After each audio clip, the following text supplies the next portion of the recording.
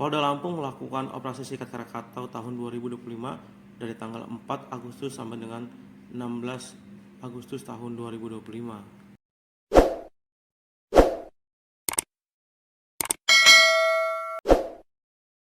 Tercatat ratusan tersangka diamankan oleh aparat kepolisian.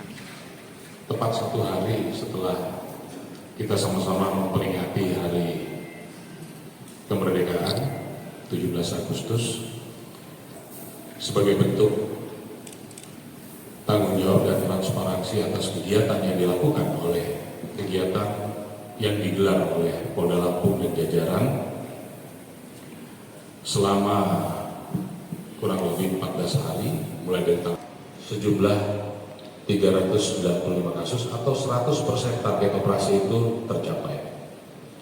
Bahkan ada juga non-TO, ya, TO itu tadi yang saya katakan lainnya, ini sebanyak 1.471 kasus.